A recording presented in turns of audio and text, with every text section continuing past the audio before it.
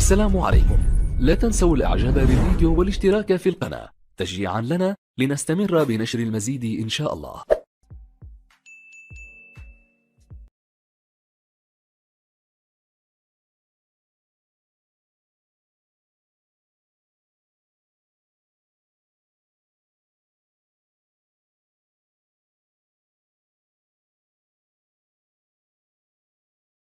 السلام عليكم ورحمة الله وبركاته. اللهم صل وسلم وبارك على سيدنا محمد وعلى آله وأصحابه أجمعين.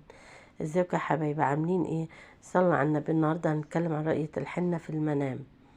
رؤية الحنة في المنام بالنسبة للبنت العزباء بشرى لها بالزواج والخطوبة والفرحة القريبة.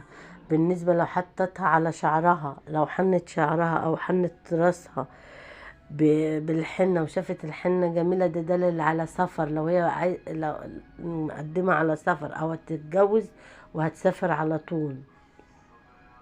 مناقشة الحنة نقشات جميلة داخل عليها فرحة وسرور وهنا.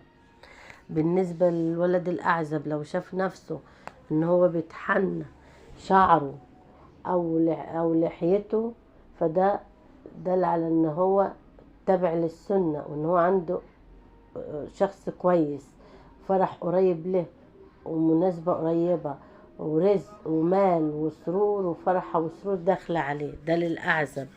بالنسبة للست المتزوجة، لو شافت انها بتحني ايديها او شعرها، دي مناسبة وفرحة ومال ورزق داخلين عليها وسعادة وهنا وحاجة جميلة داخلة عليها.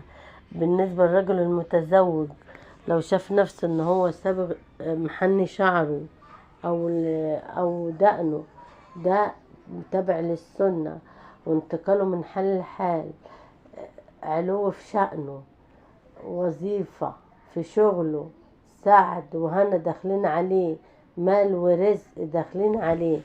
الوحش لو هو شاف نفسه ان هو محني ايديه والحنة ظاهرة في ايديه، ده حاجة وحشة لا قدر الله للرجل. تبقى في حاجة تحصل، مشاكل، دين، دي للحنة اللي هي تبقى على ايديه. تمام. فالحنة يا جماعة دل على الفرح والسعد، غير ان انت تشوفي ان الحنة تكوني خلطها بحاجة تانية.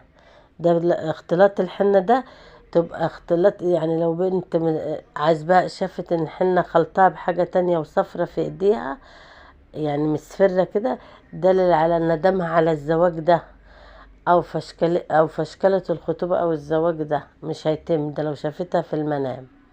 فرؤية الحنة يا جماعة من أجمل الرؤى، سواء للست المتزوجة أو للبنت العزباء أو للرجل المتزوج أو للشاب الأعزب.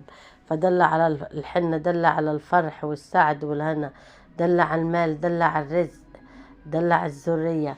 رؤية الحنة من أجمل الرؤى يا جماعة، والله أعلى وأعلم. واللي عنده أي استفسار أو أي رؤية يخش تحت في الفيديو من تحت في الكومنتات يكتب لي الرؤية بتاعته، ان شاء الله انا هكون معاكم وهرد عليكم. يا ريت ما تنسوناش باللايك والشير وفعلوا الجرس، وعندكم كلمة الاشتراك بالاحمر ما تنسوش تشتركوا، واللايك يا جماعة عشان يوصلكم اي فيديو جديد انا بنزله.